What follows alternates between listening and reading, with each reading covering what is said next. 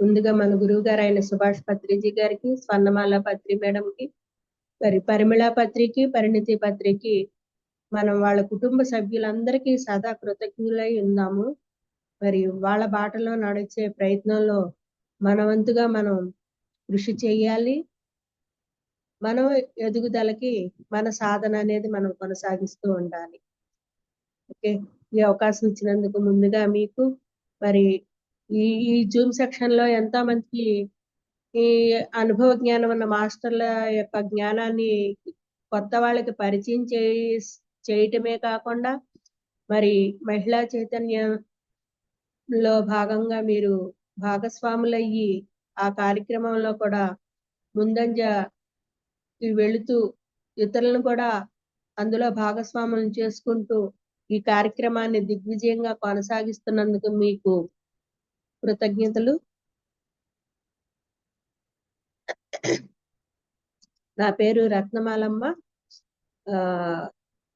నేను 2007 నుంచి ధ్యానంలోకి వచ్చాను. అన్నీ బాగుండి కాదు, అనారోగ్యంతోనే వచ్చాను. నేను వచ్చిన 40 రోజుల్లోనే మైగ్రేన్ అది తగ్గించుకున్నాను. ఈ ధ్యానం ఎందుకు అంటే ప్రతి ఒక్కరికి ఇప్పుడు మనకి అప్పుడు తెలియక ధ్యానం అనేది పూజ చేసినప్పుడు లాస్ట్ లో నృత్యం సమర్పయామి, సంగీతం సమర్పయామి, ధ్యానం సమర్పయామి అంటే ఈ ఏదో హిమాలయాలకి వెళ్ళి అడవులకి వెళ్ళి అన్ని బాధ్యతలు అయిపోయినా చేసుకునేదనే తెలుసు, అదేం చేస్తాంలే అనుకునే వాళ్ళం. కానీ అంత మహోన్నతమైనటువంటి భూమి మీద ఏదైనా ఉన్నతమైంది ఉంది అంటే అది ధ్యానం తర్వాతే అన్న మహోన్నతమైన ధ్యాన పద్ధతిని అతి సరళంగా అతి సులువుగా మనకి ఆచరణయుక్తమైనటువంటి నిస్వార్థపరుడైనటువంటి మహోన్నతమైనటువంటి గురువు మనకి అతి సులభంగా అందించారు. ప్రతి ఇంటి తలుపు తట్టి ఎంతగా అంటే మనం ఎన్నో ఒక మంచి మార్గంలోకి వెళ్ళటానికి ఎన్నో వంకలు చూసుకుంటాం. ఎందుకంటే మానవుడు మనసుతోనే ఉండి మనసు అధీనంలో పడి చిన్న చిన్న సంతోషాలకి లోబడి అది కూడా చాలా సులభంగా సంతోషాలను పొందటానికి అలవాటు పడిన మానవ జీవితం కొంచెం ఒక ప్రయత్నపూర్వకంగా ఒక పని చేయడానికి దాని ఫలితం అద్భుతంగా ఉంటది, మంచి జరుగుద్ది అన్న ఆ కొంచెం కూడా కష్టపడని శరీరంతో ఉన్నటువంటి మనం ఈ ధ్యానం అనేసరికి కళ్ళు మూసుకుని ఇంట్లో గంటలు గంటలు కూర్చోవాలంటే ఎన్నో వంకలు చెప్తాం. అలా వంకలు చెప్పకుండా పత్రి సార్ నువ్వు ఎప్పుడైనా చేసుకోవచ్చు, ఎంతసేపు అయినా చేసుకోవచ్చు, ఎక్కడైనా చేసుకోవచ్చు. ఏ మీకున్న శరీరాన్ని ఆసనాల ద్వారా గాని ఏటి ద్వారా గాని ఇబ్బంది పెట్టక్కర్లేదు, మరి విష పదార్థాలు ఏం మింగక్కర్లేదు అని అరటిపండు తోలు కూడా తీసేసి ఆ గుజ్జుని మన నోటికి అందించినటువంటి మహోన్నతమైన వ్యక్తి. ఎంతో మంది గురువులు వచ్చినా కూడా మనకి ఇలా ఉండాలి అలా ఉండాలి అని చెప్పారే గాని అలా ఉండటానికి ఏమి కావాలి, ఒక మంచి లక్షణం, ఈ లక్షణాలతో ఉండండి అని చెప్పారు మనకి ఎంతో మంది గురువులు. ఈ గుణాలతో ఉండాలి, ఇలాంటి పనులు చేయాలని. ఆ గుణాలు ఆపాదించుకోవాలన్నా ఆ పనులు చేయాలన్నా ఏమి కావాలి మనకి? మూల పదార్థం, ఆ ముడి పదార్థం అనేది ఈ గురువు మనకు అందించారు. ఉండటం అనేది తెలుసు, కానీ దాన్ని ఆచరణలో పెట్టడానికి ఏం కావాలి?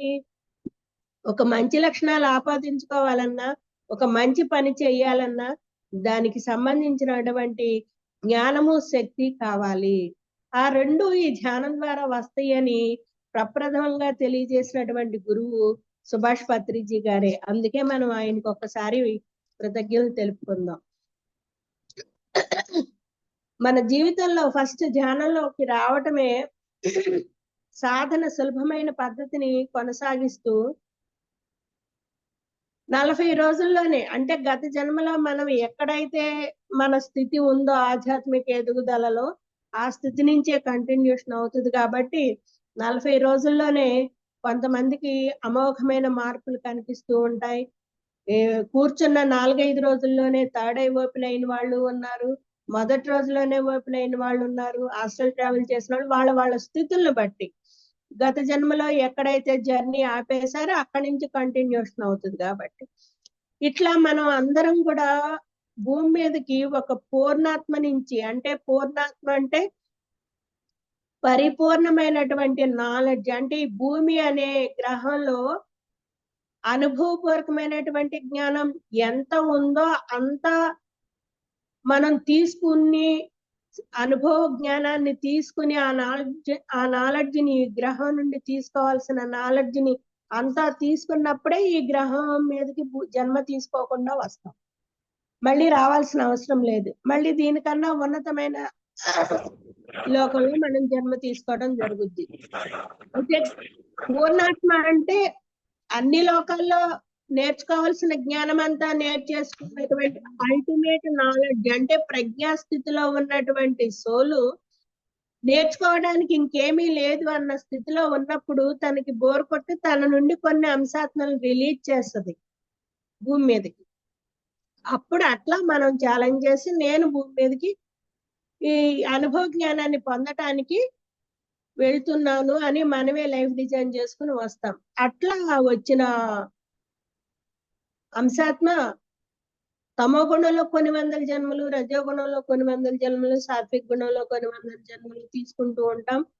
ఆ జన్మల్లో కుంటిగా, గుడ్డిగా, బీదగా, రాజుగా, ధనవంతుడిగా, వేసిగా, దొంగగా అనేక రకాల జన్మలు అన్ని కూడా మనం జన్మ తీసుకుని ఆచరణలో పెడుతూ ఆచరణ నుంచి వచ్చే అనుభవ జ్ఞానాన్ని సంపాదించుకుంటూ వస్తాం. అదే బుద్ధి నుంచి బుద్ధి అనేది యాడ్ అవుతూ వస్తుంది అనమాట అన్ని జన్మలకి. మనకి మనస్సు రాదు, శరీరం రాదు. ఏ జన్మకు ఆ జన్మ శరీర రూపురేఖలు మారుతాయి, మనసు స్థితులు మారుతాయి. బుద్ధి మాత్రం, అనుభవ జ్ఞానం మాత్రం మనం మొదటి జన్మ నుంచి మనం ఏమైతే అనుభవ జ్ఞానం తీసుకున్నామో ఆ జ్ఞానం మనతో యాడై వస్తూనే ఉంటుంది. ఎప్పటిదాకా? మనం కూడా ఒక పూర్ణాత్మ స్థితికి వెళ్ళేదాకా కూడా మనలో ఉన్న అనుభవ జ్ఞానం మనతో జర్నీ చేస్తూనే ఉంటుంది. ఇట్లా మనం సాధన మొదలుపెట్టినాక ఈ జన్మలో గతం మనకి అప్పుడే స్టార్టింగ్ లో తెలియదు కాబట్టి ఎక్కడి నుంచి మొదలై మన స్థితి ఏంటి, మన నాలెడ్జ్ ఏంటి, మనం ఏంటి అనేది తెలియదు కాబట్టి ఇలా ధ్యానం తెలిసిన తర్వాత కూర్చున్నప్పుడు మనం సాధన కొనసాగిస్తూ ఉన్నప్పుడు స్టార్టింగే ఫస్ట్ వచ్చే విశ్వశక్తి నాడుల్ని శుద్ధి చేస్తుంది కాబట్టి 2,72,000 నాడుల్ని శుద్ధి చేసే ప్రక్రియలో శుద్ధి చేస్తూ శక్తివంతం చేస్తున్నప్పుడు మనం కొన్ని హెల్త్ ఇష్యూస్ ని క్యూర్ చేసుకోవడం అనేది జరుగుతుంది ప్రతి ఒక్కరికి. ఓకే, అంతవరకు బాగానే ఉంది. ఇంకొంచెం సాధన కొంచెం పెరుగుతూ ఉన్నప్పుడు మనకి కొన్ని మానసిక మార్పులు గమనిస్తూ ఉంటాము. ధ్యానానికి ముందు ఎలా ఆలోచించాము, ధ్యానానికి ముందు ఎలా బిహేవ్ చేస్తాము, తర్వాత ఎలా ఉంటున్నాము అనేది ఆ మార్పు గమనించుకుంటే మనలో చాలా అద్భుతమైన మార్పు వచ్చింది అనుకుంటాం. ఇంకొంచెం సాధన చేసినప్పుడు మనం ఏదనుకుంటే అది చిన్న చిన్న విషయాలు, ప్రాపంచికంగా కుటుంబంలో సంబంధించిన విషయాలు జరగటం మొదలవుతాయి. అబ్బా, ఆహా, చాలా బాగా ఉంది, ధ్యానం చాలా చక్కగా ఉంది, ఎన్నో అనుకున్నట్లు జరుగుతున్నాయి అని మనం చాలా ఉత్సుకతతో ఇంకా ఇంకా సాధన పెంచుకుంటూ ఎక్కడ క్లాసులు జరుగుతున్నాయా అని ఇంట్లో వాళ్ళు ఇబ్బంది పెట్టినా కూడా వాళ్ళని ఎలాగోలా కన్విన్స్ చేసి వాళ్ళు చెప్పినట్లు విని, మనం అప్పటిదాకా వినని వాళ్ళం నన్ను ఈ క్లాస్ కి పంపించు, మీకు ఏది కావాలంటే అది చేసి పెడతాను అంటూ కన్విన్స్ చేసి మరి మళ్ళీ మనం క్లాసులు అంటే నాలెడ్జ్ సంపాదించుకోవడానికి ఊరుతూ తపిస్తూ తపన పడుతూ పరుగులు తీస్తూ క్లాసులకు వెళ్తాము, సాధన పెంచుకుంటూ ఉంటాము. ఇంతవరకు ఓకే. మరి సాధన పెరుగుతుంది, తీసుకున్నదేమో మనసును శూన్యం చేసినప్పుడే మనకి విశ్వశక్తి బ్రహ్మరంధ్రం ద్వారా వస్తుంది. మరి వచ్చి 3 గంటలు 4 గంటలు మీ శక్తి కొలది మీరు 5 గంటలు చేయండి, 2 గంటలే చేయండి, రాత్రి నైట్ అంతా కూర్చోండి, సాధన చేస్తున్నాం, ఎంతో ఎనర్జీని తీసుకుంటున్నాం, పౌర్ణమి ధ్యానాలు చేస్తున్నాం, గ్రూప్ మెడిటేషన్ చేస్తున్నాం. మరి పూర్వీకులు నిర్మించినటువంటి అంటే స్వయంభూ దేవాలయాల దగ్గర కానివ్వండి, శక్తివంతమైన పెద్ద పెద్ద దేవతా వృక్షాల దగ్గర కానివ్వండి, ప్రవహించే నదుల ఒడ్డున కానివ్వండి, మీరు ధ్యానం చేస్తూ ఎక్కువ ఎనర్జీ తీసుకుంటున్నాం. మరి ఇంత ఎనర్జీ తీసుకున్నప్పుడు దానిని ఏటితో ఖర్చు పెడుతున్నాము? మన 5 కర్మేంద్రియాలు, 5 జ్ఞానేంద్రియాలు, కనపడని మనో ఇంద్రియం, ఈ 11 ఇంద్రియాలతో ఖర్చు అవుతుంది మనం తీసుకున్న ఎనర్జీ. అక్కడ ఎరుకలో ఉండాలి. మనం ఎంత సంపాదించిన డబ్బులు అనవసరంగా ప్రెస్టేజ్‌లకి పోయి, గొప్పలకు పోయి, వాళ్ళని వీళ్ళని చూసి, వాళ్ళు ఇంత ఖర్చు పెట్టారు, వాళ్ళు ఇంత బాగా చేశారు, మనం కూడా చేద్దామని ఖర్చు పెడితే ఎలా అయితే అయిపోతుందో, ఈ ఎనర్జీ కూడా ఎరుక లేకపోతే మన ఇంద్రియాలను ఉపయోగించేటప్పుడు అపారంగా నష్టపోతాము. ఆ ఎనర్జీని లాస్ అవుతాము. మిత్రులారా గమనించండి. ఆ ఇంద్రియాలను ఉపయోగించేటప్పుడు ఎంతో జాగ్రత్తగా, ఎంతో ఎరుకతో, చాలా పొదుపుగా, అవసరం ఉంది అన్నట్టే ఇక్కడ మనం టాటాయిస్‌ని తీసుకోవచ్చు ఆదర్శంగా. తాబేలుని. తన పని ఉంది అనుకుంటేనే ఆ ఇంద్రియాన్ని అది ఉపయోగించుకుంటది. అందుకే 400-700 సంవత్సరాలు బ్రతుకుద్ది. దాని శరీరం కూడా ఎంతో పటిష్టంగా ఉంటది. అది కేవలం శాకాహారే. నీటిలో ఉన్న నాచు, బయట ఉన్నటువంటి గడ్డినే తింటుంది. అలా మనం శాకాహారులమైన తర్వాత మనం తీసుకున్న ఆహారం సాత్విక ఆహారమే అయినా తీసుకునే భావన తీసుకునేటప్పుడు మనలో ఉన్నటువంటి భావన దాని మీద ఆ పదార్థం మీద పెట్టిన భావన మీద కూడా శక్తి ఆధారపడి ఉంటుంది ఫ్రెండ్స్. ఎలాగంటే మనం తీసుకున్నది లోపలికి తీసుకున్నది స్వచ్ఛమైంది, రుచికరమైంది, శుచికరమైంది ఎలా అయితే ఉంటుందో మనం వ్యక్తం చేసేది ఇన్ని ఇంద్రియాల నుంచి తీసుకుంటున్నా మనం వ్యక్తం చేసేది నోరు అనే ఇంద్రియం మీద, కర్మేంద్రియం మీద. మన భావనలు గాని, మన ఫీలింగ్స్ గాని, మన అభిప్రాయాలు గాని, మన కోరికలు గాని, ఇవన్నీ వ్యక్తం చేసేది నోటి ద్వారానే. మరి నోటిలోంచి వచ్చే ప్రతి మాట కూడా స్వచ్ఛంగా ఉండాలి, స్పష్టంగా ఉండాలి, సరళంగా ఉండాలి, సౌమ్యంగా ఉండాలి. మరియు సాత్వికంగా ఉండాలి, రుచిగా ఉండాలి, శుచిగా ఉండాలి. అంటే మాట కూడా మనం మాట్లాడితే ఆ మాట మనకన్నా ఉపయోగపడాలి, ఇతరులకు అన్నా ఉపయోగపడాలి. ఆ 2 లేనప్పుడు అసలు మౌనంగా ఉండటమే ఉత్తమం. రమణ మహర్షి అదే చెప్తారు. ఏదైనా సరే మాట ద్వారా ఎలాంటి వాళ్ళనైనా మనం చక్కగా మన మంచి మార్గంలోకి మరల్చొచ్చు. ఆ మాటను మనం ఎలా మార్చుకోగలిగాము, మన మాట తీరు ద్వారా మనం ఎలా ఎదిగాము, ఇతరులను ఎలా సరైన మన మాటని ఇతరులకి ఎలా ఉపయోగించగలిగాం మంచిగా అనేది గమనించుకుంటూ ఉంటే అవసరం ఉన్నప్పుడే నోరిప్పుతాం, లేనప్పుడు చాలా మౌనంగా ఉంటాం. ఈవెన్ మన ఇంట్లో ఏదన్నా సమస్య జరుగుతున్నా మనది మన కుటుంబాల సభ్యులు ఒక తండ్రి కొడుకు మాట్లాడుకుని మాటలు కొంచెం పెద్దవైనప్పుడు అక్కడ మన అవసరం ఉంది అనుకుంటేనే మనం సలహా ఇవ్వాలి. లేదంటే వాళ్ళ సమస్యను వాళ్ళిద్దరే పరిష్కరించుకుంటారని సాక్షిగా యువతలకొచ్చి నుంచోవాలి. గమనిస్తూ ఆ మాటలు.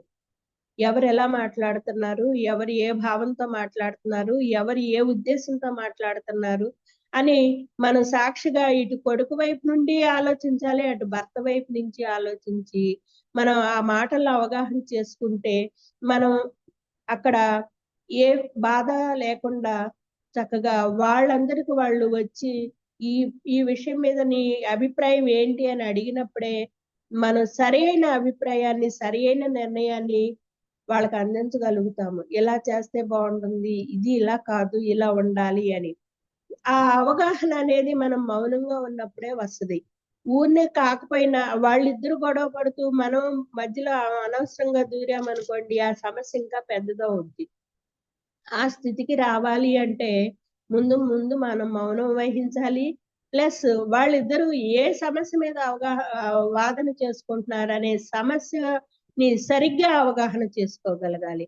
ఆ అవగాహన శక్తి పెరగాలి అంటే సాధ్యమైనంత వరకు మనం మౌనంగా ఉండాలి. తీసుకున్న ఎనర్జీని వేస్ట్ చేసుకోకుండా ఎప్పుడూ మన శరీరంలో పూర్ణ కుంభంలాగా అంటే నిండు కుండలాగా ఎనర్జీ లెవెల్స్ ఉంచుకోవాలి.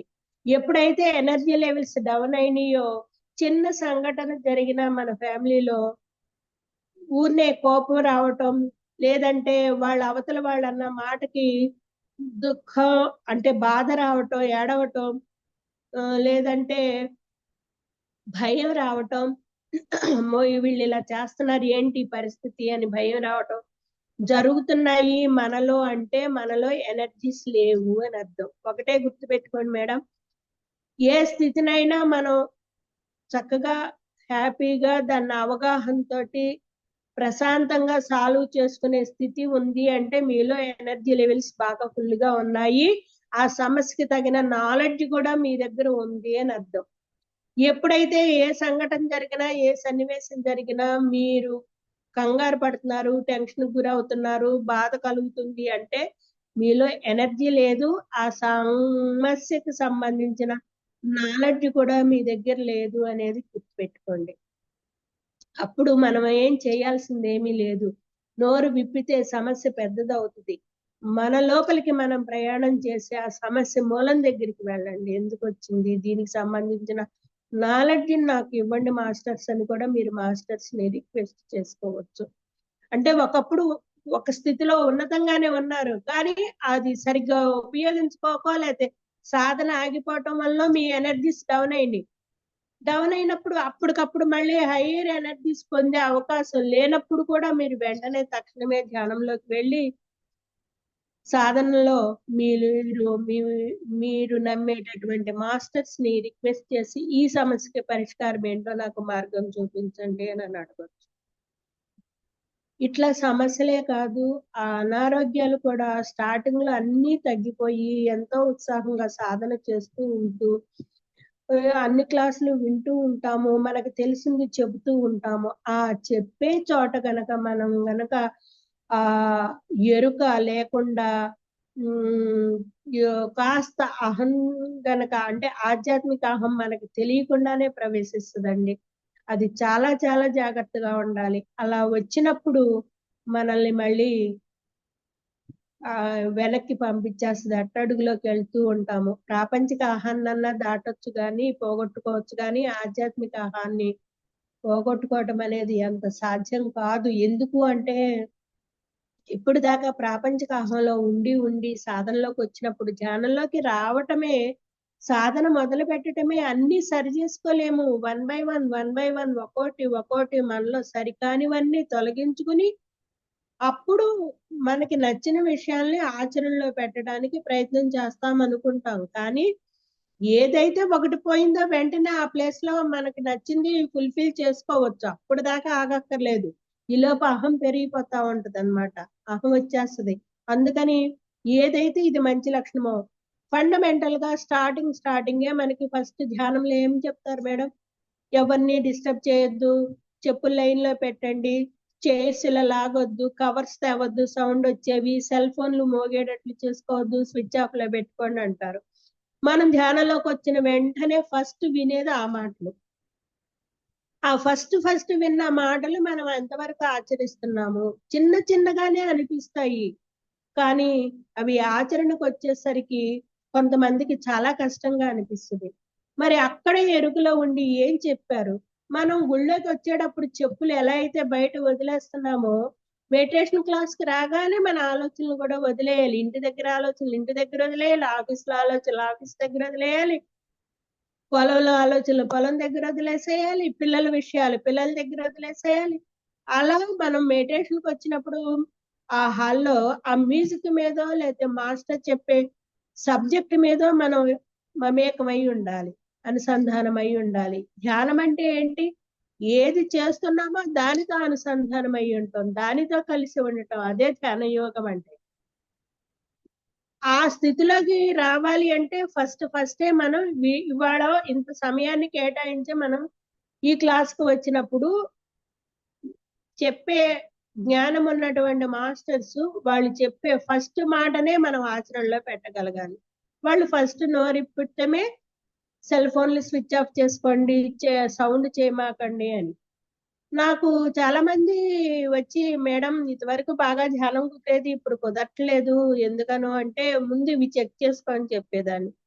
ఒక్కళ్ళు ధ్యానంలో కూర్చున్నా నువ్వు వాళ్ళని ఏమన్నా ఇబ్బంది పెట్టావా అది గమనించుకో. చైర్స్ లాగటం, కవర్స్ సౌండ్ వచ్చే కవర్స్ తీసుకెళ్ళటం, సెల్ ఫోన్ ఆన్ లో ఉంచుకోవటం. మనకి స్విచ్ ఆఫ్ చేయకపోతే పక్కన వాళ్ళని అడగండి, స్విచ్ ఆఫ్ చేస్తారు చక్కగా, లేదా మళ్ళీ స్విచ్ ఆన్ చేస్తారు. కడతాల్లో చేయట్లా అలాగే అందరూ చేస్తారు, మనం అడగం. కాకపోతే ఎన్నో పనులు పెట్టుకుని క్లాస్కి వచ్చేస్తాము, సెల్ ఫోన్ ఆన్ లో పెట్టుకుంటాము, ధ్యానంలో కూర్చుంటాం. మనం కూడా డీప్ గా వెళ్ళే టైంలో అది మోగుద్ది, మనకి ఇబ్బంది, పక్కన వాళ్ళకి ఇబ్బంది. మరి అలా ఇతరులకి ఏదైతే కలిగిస్తామో అది మనకు వస్తుంది అన్నప్పుడు మనకి ధ్యానం ఎలా కుదురుతుంది? చిన్న పాయింటే, ఒక సంఘటన ఇంట్లో ఏదన్నా జరిగింది అనుకోండి, ఆ సంఘటన వల్ల ఇంకా ధ్యానం కుదరట్లేదు అంటారు. ఆ సంఘటన అయిపోయింది, దానికి గురించి ఫలితం లాభమో నష్టమో అయిపోయింది. దాన్ని ఇక అది అక్కడ వదిలేసి కొంతకాలం గ్యాప్ ఇస్తే అది సమస్య పూర్తిగా సమస్య పోద్ది, వదలలేము. అయ్యో ఇలా అన్నారు, వీళ్ళు ఇలా బాధపడ్డారు, వేరే వాళ్ళు బాధపడిన దాని గురించి కూడా మనమే ఆలోచిస్తాము. మన బాధ గురించి మనకు ఓకే, కానీ మన బాధను కూడా మనం మర్చిపోవాలి. అది అయిపోయింది, ఏదో అయిపోయింది, అక్కడ అన్నారు, వాళ్ళ స్థితిని బట్టి వాళ్ళు అన్నారు, ఓకే క్షమిద్దాం. ఏమైంది? మన ఒళ్ళేం చిల్లుపడలేదు కదా, మన ప్రాణం ఏం పోలేదు కదా. మన పిల్లలంటే మనం వదిలేయవా? మళ్ళీ మాట్లాడుతున్నాం, రామ్మ అని పిలుస్తున్నాం, బతిమలాడుతున్నాం, వాళ్ళు అన్నం తినపోతే అలిగితే అన్నం ముద్దలు కలిపి మరీ తినిపిస్తున్నాం, నువ్వు తినపోతే నేను తిన్ను అని అంటున్నా. మరి మన పిల్లకు ఒక న్యాయము, బయట వాళ్ళ పిల్లకు ఒక న్యాయమా? అలా కాదు, అవి మనం మార్చుకోవాల్సింది. వసుదైక కుటుంబం చూడాలి గురుగారు అన్నప్పుడు మన పిల్లలు భావిత్వంలో ఎలా ఉన్నారో అందరూ అలాగే అందులో మిళితమై ఉన్నప్పుడు అందరూ మన వాళ్ళే అని అనుకునే స్థితికి ఎదగాలి. అదంతా మన ఆలోచన మార్చుకునే విధానంలో, అంటే సరికాని ఆ మనసును ఉపయోగించుకునే విధానంలో మనం ఎరుకలో ఉంటే మనం ఎలా ఆలోచిస్తున్నాము, ఈ ధ్యాన సాధనలోకి వచ్చినాక కూడా మనం ఎలా ఆలోచిస్తున్నాం, ఇదివరకంటే ఓకే తెలీదు, ఇప్పుడు ఎలా ఆలోచిస్తున్నాము అనే క్లారిటీ తెచ్చుకోవాలి. ప్రతి క్షణం ఒక అడుగు వేసే ముందు, అడవిలో నడిచేటప్పుడు దారి లేని అడవిలో అడుగులు వేసేటప్పుడు ఎంత జాగ్రత్తగా వేస్తాము, చెప్పు తెగిపోద్ది. తర్వాత ఎంత జాగ్రత్తగా వేస్తాం, ప్రతి అడుగు ఆచి తూచి చూసి వేస్తామా లేదా? అలాగే ధ్యాన సాధనలోకి వచ్చిన తర్వాత మన ఆలోచన గాని, మన మాట, నోరు విప్పి మాట్లాడే మాట గాని అక్కడ ఎరుకలో ఉండి మనం ఉపయోగించుకుంటే చాలా శక్తిని మనం పొదుపు చేసుకోవచ్చు, వేస్ట్ చేసుకోకుండా. అందుకే అలా చేసిన వాళ్ళే చక్కగా హెల్దీగా మళ్ళీ ఆ పోయిన తగ్గిపోయిన రోగాలు మళ్ళీ బయటపడకుండా చక్కగా అద్భుతంగా వర్క్ చేయటం మనం గమనిస్తూనే ఉన్నాం. మనకి మళ్ళీ పోయినట్లే పోయి కొన్ని రోజులకి మళ్ళీ వస్తున్నాయి అంటే మన భావనలు మార్చుకోలేదు అని అర్థం. ఇక్కడ భావన ముఖ్యం, చేతల కన్నా కూడా నువ్వు చేసేటప్పుడు ఆ చేసే పని వెనకాలన్న నీ ఎమోషనల్ భావన, నీవు ఏ భావంతో చేస్తున్నాము అనేది మనం ఎవరు చూడలేదు అనుకుంటాం, కానీ మన లోపల ఉన్నటువంటి దైవం మనల్ని నిరంతరం గమనిస్తూనే ఉంటుంది. అందుకని భావన దగ్గర మనం ఎరుకలో ఉండి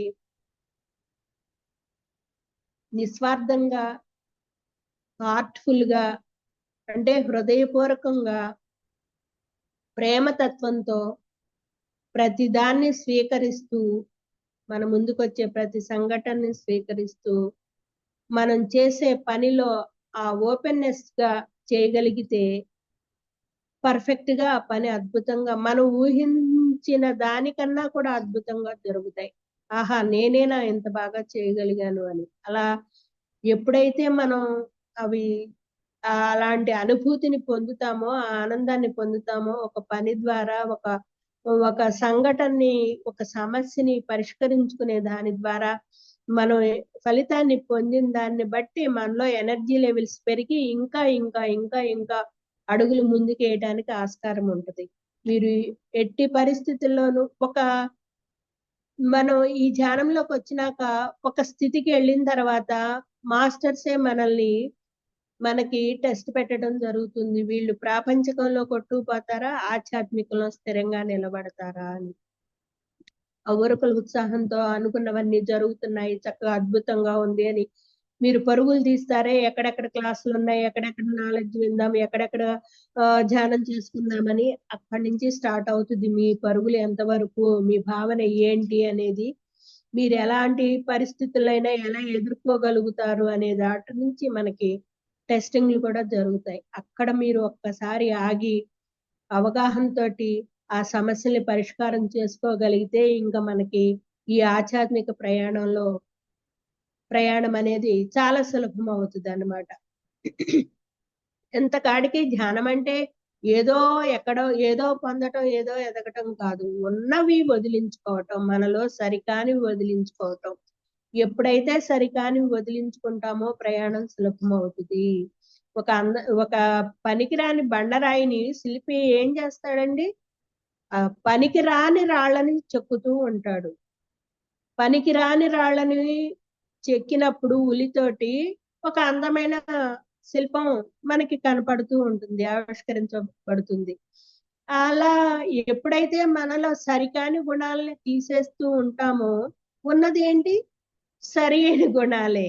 వాటిని ఎక్కడో పరుగులు తీసి వెళ్ళి వాటిని తెచ్చుకుని వాటిని మనలో నింపుకోవడం కాదు, ఆల్రెడీ ఉన్నాయి. వాటి ప్లేస్ లో మనం వాటిని ఉపయోగించకుండా ఈ అరిషడ్ వర్గాలతోటి మనం జీవిస్తున్నాం, వాటికి లోనై ఉన్నాం. అవి మనల్ని డామినేట్ చేస్తున్నాయి. ఎంతగా అంటే చూడండి, ఫర్ ఎగ్జాంపుల్ ఒకడు ఎవరే నాకు కోపం వచ్చిందంటే నేనేం చేస్తానో నాకే తెలియదు అంటాడు. అంటే కోపం వచ్చినప్పుడు తన బిహేవియర్ తను ఏం చేసేదో తనకే తెలీదు, తన చేతుల్లోనే ఉండదు. అంటే అంతగా ఆ కోపానికి లోనైపోయి ఉన్నాడు. ఇప్పుడు దాకా ధ్యానానికి ముందు మనం మనసుకి ఆధీనపడి ఆ మనసు ఆధీనంలో ఎలా ఉన్నామో మనకు తెలియకుండానే, మన ప్రమేయం లేకుండానే అది ఎలా ఆలోచనలు ఎక్కడికెక్కడికో వెళ్ళిపోతూ, అది కాసేపు కూడా రెస్ట్ తీసుకోకుండా నిరంతరం మంచం మీద నుంచి లేచింది మొదలు మళ్ళీ మంచం ఎక్కి పడుకున్నా కూడా ఎంత కంటిన్యూగా వర్క్ చేస్తుందో అంతగా మనలో అరిషడ్ వర్గాల ప్రభావం ఉంది.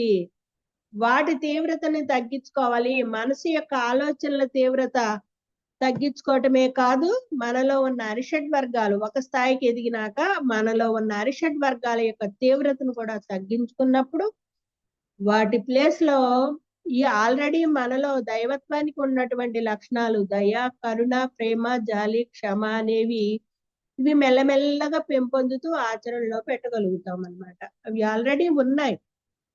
వాటిని వెలికి తీసి వాటిని ఈ శక్తిని ఇచ్చినప్పుడు ఒక ఆలోచనతో, మన భావాలతో చక్కగా వాటిని పైకి తీసుకురావటం, ఈ అరిషడ్ వర్గాలని తీవ్రతను తగ్గించుకోవటం. పూర్తిగా పోగొట్టుకోవటం అనేది సాధ్యం కాదు, కానీ దాటి తీవ్రతను తగ్గించుకుంటూ కోపం ఉండాలి ఒక తల్లిగా పిల్లల్ని పెంచే విషయంలో.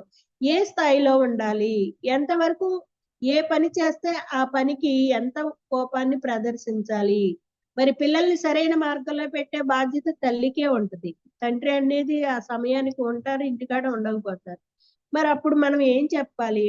ఫర్ ఎగ్జాంపుల్ ఒక గాజు గ్లాసే పగలగొట్టాడు, వెంటనే తల్లి ఆ కోపం అనేది తన స్థాయిలో అంటే తనకన్నా మించి ఎక్కువ స్థాయిలో ఉన్నప్పుడు పగలగొట్టగానే వెళ్ళి ఈడి పగలగొట్టేస్తుంది. వాడు ఒక దెబ్బతో కింద గ్లాస్ పగలగొడితే 4 దెబ్బలు పడతాయి ఈపు మీద. ఎందుకని?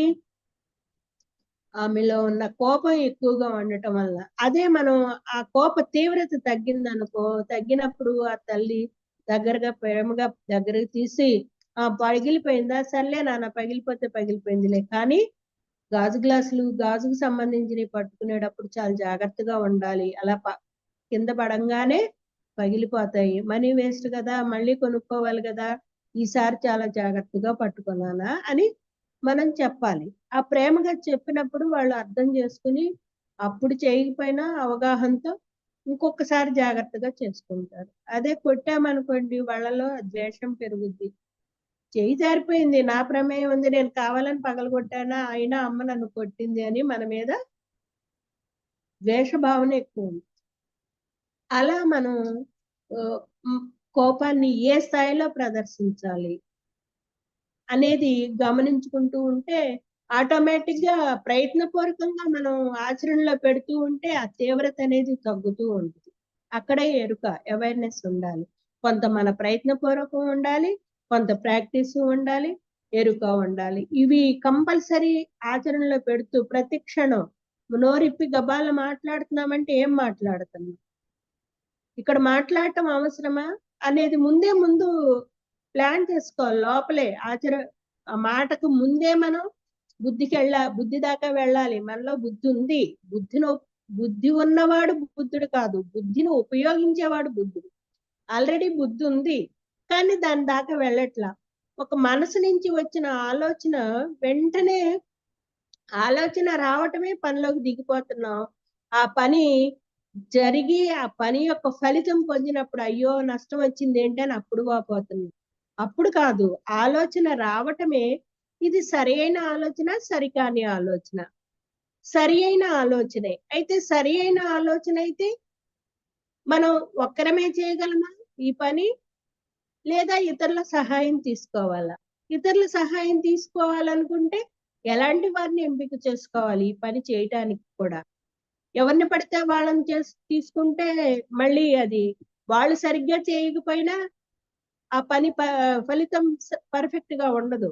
ఎలాంటి వాళ్ళని తీసుకోవాలి అని ఎంపిక చేసుకునేటప్పుడు మనం బుద్ధిని కాస్త అక్కడ యుక్త అయుక్త విచక్షణ జ్ఞానాన్ని ఇచ్చేదే బుద్ధి.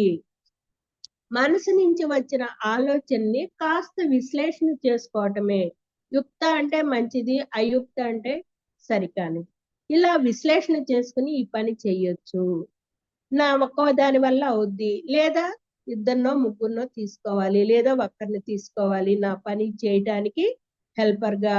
ఆ పని వాళ్ళకి సాధ్యమా, వాళ్ళు చేయగలరా, ఇంతగా విశ్లేషణ చేసి ఆ పనిలో దిగినప్పుడు ఆ పని యొక్క ఫలితం 100% సక్సెస్ అవుతుంది.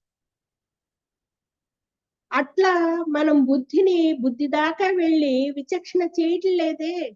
ఆలోచన రావటమే పనిలోకి దిగిపోతున్నాం, పని చేసేస్తున్నాం.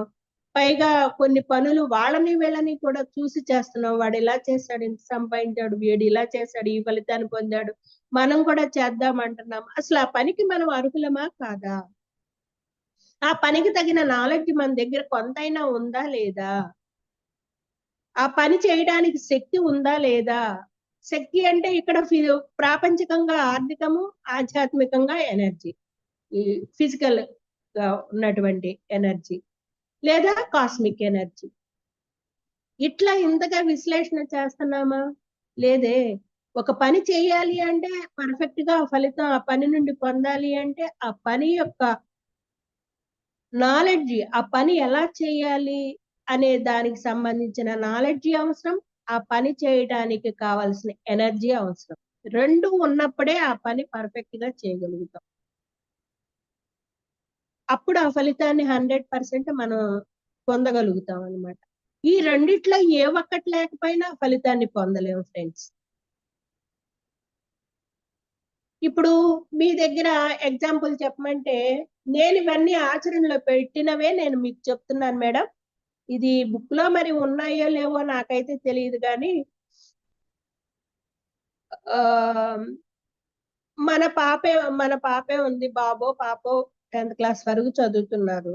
10th క్లాస్ చదువుతున్నారు, లేదా ఇంటర్ డిగ్రీనో బీటెక్ ఏదో అనుకోండి, కష్టపడి చదువుతున్నారని వాళ్ళని మనం అన్ని అన్నం కూడా తినిపించేసి ఏ పని చెప్పకుండా అన్ని సమకూరిస్తే ఏమవుతారు మేడం? వాళ్ళు పెళ్లి చేసి పంపించిన తర్వాత వాళ్ళకి ఏ పనులు నేర్పకుండా చదువు ఒకటే ప్రధానం అనుకుని వాళ్ళు పైగా చదువుకుంటున్నారు, కష్టపడకూడదు, వాళ్ళు చదువుకొనివ్వండి, మళ్ళీ పనులు చేయటం, మన పిల్లలు పనులు చేస్తే కష్టపడిపోతారు, బాధపడతారు అన్న అధిక ప్రేమతోటి పెంచితే వాళ్ళని సోమరిపోతులుగా తయారు చేసిన వాళ్ళం అవుతాము.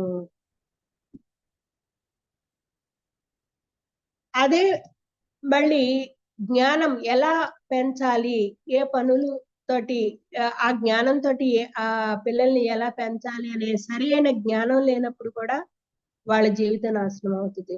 ఏ సమయంలో ఎలా ఉండాలి, అడిగాము ఇచ్చాము, వాళ్ళ పిల్లలు అడగంగానే డబ్బులు వాళ్ళు ఇబ్బంది పడకూడదని ఇచ్చాము, వాళ్ళు ఆ డబ్బులతోటి ఏం చేస్తున్నారు? సినిమాకి వెళ్తున్నారా, అనవసరమైన వస్తువులు కొంటున్నారా, లేకపోతే ఫ్రెండ్స్ ఇంటికి వెళ్తున్నారా? ఇవన్నీ మనం చూసుకోవాలా వద్దా? ఇంటికి వచ్చినాక నేను ఈ డబ్బులు ఇచ్చానమ్మా, ఏం చేసావు ఇవాళ, ఏం కొన్నావు, పలానా కొంటానన్నావు, ఏది చాలా బాగుంది, చక్కగా ఉంది, ఉపయోగించుకో, చక్కగా నీకు ఉపయోగపడద్ది అని అప్రిషియేట్ చేసుకుంటూ వాళ్ళని మంచిగానే అడగాలి. నేను డబ్బులు ఇచ్చాక ఏం చేసావు, ఏది కొన్నా చూపించు, నువ్వు కొన్నావా లేకపోతే ఏమైనా పాడు చేసావా అని అన్నావు అనుకోండి, వాళ్ళకి బాధ కలుగుద్ది. అలా కాదు, ఏదో కొండాలని తీసుకెళ్ళావు కదేరా తల్లి, ఏది చూపించు, ఎలా ఉందో చూద్దాం అని అడగాలి. ఆ సహనం, ఆ ప్రేమ ధ్యానం ద్వారానే వస్తాయి. ఎందుకు అంటే అంత మునుపు నేను తల్లిని, నాకు అన్నీ తెలుసు, నేను చెప్పినట్టు వీళ్ళు వినాలి అనుకునే స్థితి నుంచి నేను నా పిల్లల్ని నా దారిలోకి తెచ్చుకోవడానికి చాలా టైం పట్టింది. చెప్పినంత ఈజీ కాదు ఆచరణ అనేది. కానీ ఎంత అద్భుతంగా తయారయ్యారంటే ఏ మా సార్ పూర్తిగా పిల్లల వైపు, వాళ్ళకి ఏది బాధ కలగకూడదు, వాళ్ళని ఏది ఇబ్బంది పెట్టుకో, వాళ్ళకి పనులు చెప్పుకో. నా కాన్సెప్ట్ ఏంటంటే వాళ్ళు ఎంత చదివినా, ఎన్ని డబ్బులున్నా వయసుకు తగ్గట్టుగా వాళ్ళ పనులు వాళ్ళు చేసుకోవాలి. చిన్న వయసు నుంచే షూస్ క్లీన్ చేసుకోవటం, బుక్స్ సర్దుకోవటం, బ్యాగులు చదువు అయిపోగానే చక్కగా నీట్ గా పెట్టుకోవటం, బుక్స్ కవర్స్ చింపకుండా నీట్ గా ఉంచుకోవటం, వాటర్ బాటిల్స్ వాళ్ళకి మళ్ళీ మనం క్లీన్ చేస్తాం అనుకోండి, వాళ్ళకి అలవాటు చేయటానికి ఎవరు వాటర్ బాటిల్ వాళ్ళు క్లీన్ చేసుకోవటం, ఇలాంటివి చెప్తే నచ్చేవి కాదు. వాళ్ళు చేయరు. నా పిల్లలకి పని చెప్పకు, నువ్వు చేస్తే చేయ లేకపోతే వెళ్ళిపోవాలేవారు, అంతే, ఒకే మాట.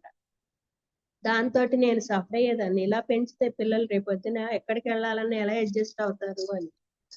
అట్లా నేను పిల్లల్ని ధ్యానంలోకి వచ్చినాకే, అంత మునుపు పిల్లలు చాలా చాలా ఉండేవి నాకు. అలా అది ఇంప్లిమెంట్ చేసినప్పుడు చెప్పే విధానం తెలియక ధ్యానానికి ముందు కసురుకోవటం, గట్టిగా అరవటం, అవసరమైతే ఒక దెబ్బ వేయటం కూడా చేసేదాన్ని. దాంతో మా పాప, అమ్మ ఒక రాక్షసి, ఒక దెయ్యం, టీవీ చూస్తే అన్నం తినొద్దంటది, వంటింట్లోనే తినమంటది, హాల్లోకి తెచ్చుకోవద్దంటది, బయటికి ఎక్కడికి తీసుకెళ్ళదు, ఫ్రెండ్స్ ఇంటికి వెళ్ళొద్దంటది, బయటికి తినొద్దంటది అని ఏయో కంప్లైంట్స్ వాళ్ళ డాడీకి రాగానే చెప్పేసేది రోజు. అలాంటి పిల్ల ఇంటర్కి వచ్చినాక తను 7th క్లాస్ నుంచి నేను మెడిటేషన్ లోకి వచ్చాను. మెల్లమెల్లగా ఒక్కోటి సహనంతో, ప్రేమతో వాళ్ళని నా దారిలోకి తెచ్చుకునేటప్పటికి ఇంటర్కి వచ్చేసరికి బయట ప్రపంచం చూసి, పిల్లలు ఎలా ఉన్నారో చూసి, వాళ్ళ డాడీతో తానే, డాడీ ఇలా సమాజంలో నీలాంటి తండ్రులు ఉంటే ఎంతమంది పిల్లలు ఈ పాడైపోతారో తెలుసా, అమ్మే కరెక్ట్, అమ్మ పెంపకమే కరెక్ట్, అమ్మ అలా చెప్పబట్టే మేము ఈ రోజు ఇంత అద్భుతంగా చదువుకోగలుగుతున్నాము.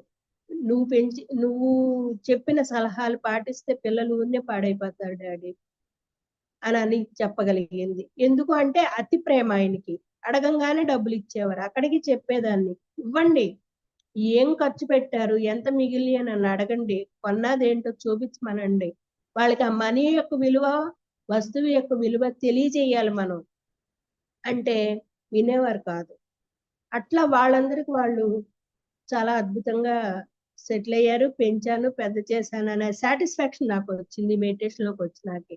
అంత మునుపు ఇవే లక్షణాలు, కానీ చెప్పే విధానంలో నాకు ర్యాష్ గా చెప్పేదాన్ని అనమాట.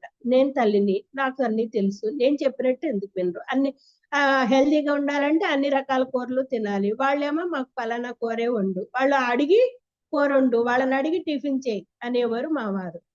ఇలా ఇలా అయితే ఎలాగా అనుకునేదాన్ని. అలా వీళ్ళకి ఒక పనమ్మాయిలాగా ఉన్నాను అనిపించేది నాకైతే.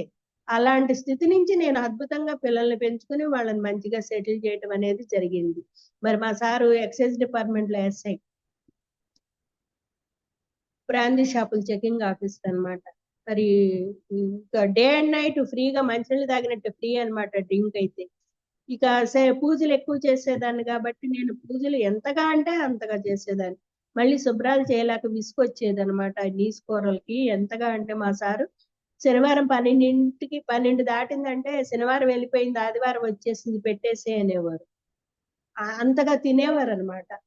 అలాంటి ఆయన మరి మెడిటేషన్ లోకి వచ్చిన తర్వాత కొన్ని సంవత్సరాలు నేను సాధన చేస్తూ క్రమేపా నా ఆరా ఎక్స్పాండ్ అవుతున్న కొద్దికి నా ఆరాలోకి వాళ్ళు రావటంతో, వాళ్ళు తిన్నా పడక వామిటింగ్స్ అవటం, ఇష్టం లేకపోవటంతో వాళ్ళు సాధన చేయకుండా మా పాప, బాబు, మా సారు 2.5 సంవత్సరాలు పట్టిందండి వాళ్ళు సాధన లేకుండా ఎగ్గుతో సహా మానేయటానికి ఎలా సాధ్యమైంది? నేను బలవంతం చేయలా, మానమని చెప్పలా. కానీ కొన్నాళ్ళు వండాను, పెట్టాను. ఇలా క్లాసులకి వెళ్ళినప్పుడు వండి పెట్టినా కూడా దాని ఫలితం పొందుతారమ్మా అని అన్నారు. ఇంకా వెంటనే నేను వండను నా చేతులతోటి, కావాలంటే మీరు బయట నుంచి తెచ్చుకోండి అన్నాను. తెచ్చుకుంటున్నారు, తింటున్నారు. అట్లా కొన్ని రోజులకి నేను మాత్రం ధ్యానం చేస్తున్న ప్రతిసారి వీళ్ళు శాకాహారులు అవ్వాలి, ఆధ్యాత్మికంగా ఎదగాలి. ఇది ఎవరు నాకు చెప్పలా. నా మనసుకి అనిపించేది అట్లా. ఎందుకంటే ఈ చేతులతోనే బలమని అటు తిప్పి, ఇటు తిప్పి పెట్టాను. ఇప్పుడు దాని ఫలితం అనుభవిస్తారు. మాంసాహారం మంచిది కాదు అని తెలిసినాక వాళ్ళకి పెట్టి ఏడ్చిన రోజులున్నాయి. అలా నేను ధ్యానంలో కూర్చొని ఇలా అనుకునేదాన్ని. అలా వాళ్ళందరికి వాళ్ళు మారటానికి 2.5 సంవత్సరాలకి వాళ్ళందరికి వాళ్ళు ఒక్కొక్కళ్ళు మానేశారు. అది సాధ్యమే. ప్రతి ఒక్కరూ కూడా ఇంట్లో వాళ్ళని ఇబ్బంది పెట్టకుండా ముందు మనం ధ్యానంలోకొచ్చినాక మనలో మార్పును చూసి వాళ్ళు ధ్యానంలోకి రావాలి గానమ్మా, మనం బలవంతంగా వాళ్ళకి మీరు మారండి, ఇది మంచి మార్గం, ధ్యానం చేయండి, కాసేపు పుస్తకం చదవండి అని బలవంతం చెయ్యొద్దు. ఇష్టం లేని వాళ్ళకి. చెప్పి చూడండి 1, 2 సార్లు వింటారా? సరే, సరే. వినలేదనుకోండి వదిలేయండి. బలవంతం చేయొద్దు. మీలో మార్పు తెచ్చుకోండి. ముందు మనం మారాలి. ఎలా అంటే ఒక అద్దంలో చూసి మనం ఏం చేస్తాము? అద్దం అనేది ఒక ప్రాపంచిక జీవితం అనుకోండి. బాహ్య ప్రపంచం అనుకోండి. అద్దాన్ని చూసి మనం ఏం చేస్తాము? మన అందచందాల్ని మన ఫేస్‌ని చూసుకొని, పాపిడి సరిగ్గా వచ్చిందా లేదా? బొట్టు సరిగ్గా ఉందా లేదా? మొహం మీద ఇంకెక్కడన్నా మచ్చలున్నాయని ఎంత క్లియర్‌గా చూసుకొని సరి చేసుకుంటాం. మరి అద్దం మీద రుద్దుతున్నామా? మన మొహం మీద రుద్దుతున్నామా? ఏదన్నా మచ్చుండి లేతే బొట్టు సరి చేసుకోవాల్సొస్తే? అద్దం మీద రుద్దట్లేదే. మన ఫేసుని చూసుకుంటూ అద్దంలో మన శరీరం మీద ఉన్నటువంటి ఆ బొట్టుని సరి చేసుకుంటున్నాం. అంటే ప్రాపంచికంగా మన కుటుంబంలో నువ్వు అలా ఉండొద్దు, ఇలా ఉండొద్దు, ఇలా ఉండు, నువ్వు ఇది సరికాదు, ఇది కరెక్ట్ కాదు అని మనం చెప్పడం కొన్ని విషయాలు పిల్లల విషయంలో చిన్న విషయాలు, చిన్న పిల్లలు కాబట్టి వాళ్ళకి తెలీదు కాబట్టి వాళ్ళని మలుచుకోవటంలో, వాళ్ళని సరైన మార్గంలో పెట్టటంలో తల్లిగా ప్రప్రథమమైన బాధ్యత ఉంది గాబట్టే అక్కడ ప్రేమగా చెప్పాలి కరెక్టే. కానీ పెద్దయిన తర్వాత కూడా మన భర్తనే మనం కొన్ని వాళ్ళు చేసే పనులు నచ్చక చెప్పే విధానంలో మనం ర్యాష్‌గా చెప్పి సమస్యలు పెద్దయి చేసుకోవడం జరుగుతుంది. సమస్యలు పెద్దయి చేసుకోవద్దు తల్లి. మనం మారి ఇలా ఉండకూడదు. నా పాలిసీ ఇంతే. నేనిలా ఉండను. ఇలాంటివి చేయను. మీకు కూడా ఇష్టమైతే చేయండి. లేకపోతే లేదు.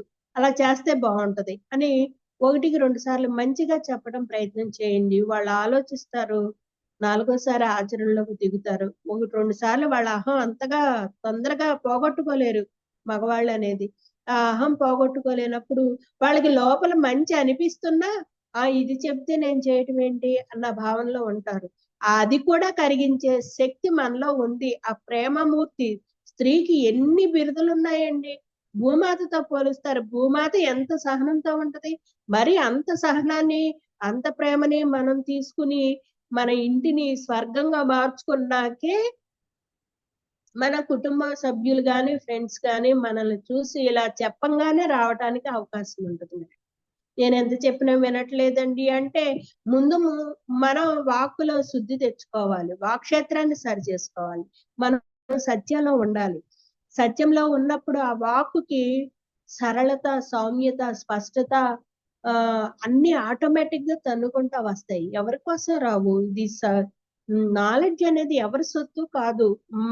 ఎవరు తపిస్తూ, తపనతో అది నేర్చుకోవాలని ప్రయత్నం చేస్తారో అందరికీ సాధ్యమే. కానీ ఆ ముందు ఆ విశుద్ధ యాక్టివేషన్‌లో మనం ఆహ్, ఆ సత్యంలో ఉండటం అనేది అలవాటు చేసుకోవాలి. చిన్న అయిన దానికి, కాని దానికి అబద్దాలాడటం, ఒకటి చెప్పి ఒకటి చేయటం అనేది మనం వెంటనే సరి చేసుకున్నాము అంటే ఆటోమేటిక్‌గా మన వాక్కుకి ఒక మాట మంత్రంలాగా పనిచేస్తదంటారే, అట్లా మాట మంత్రంలాగా పనిచేసినప్పుడు మనం ఒక్కసారి చెప్పంగానే ఆ మాట వాళ్ళ మైండ్‌లోకి ఎక్కి చక్కగా ఆచరణలో పెట్టడం అనేది సాధ్యమవుతది. అలా ధ్యానం గురించి చెప్పామనుకోండి వెంటనే ధ్యానంలోకి రావటం జరుగుద్ది. అక్కడ అర్హతే కాదు, మన వాక్కు శుద్ధి కూడా ఉంటది. మన వాక్కు యొక్క ప్రమేయం గూడా ఉంటది. మనం చెప్పే ప్రతి మాట ఇతరులకు ఉపయోగపడాలి అంటే, ఎంతో ఎంతో సాధన చేసి మన వాక్కుని మంత్రలాగా తయారు చేసుకునే శక్తిని మనం పొంది ఉండాలన్నమాట. ఓకే. మరి ఇప్పుడు దాకా నేను చెప్పిన వాటిల్లో ఏమన్నా సందేహాలు ఉంటే అడగండి మేడం.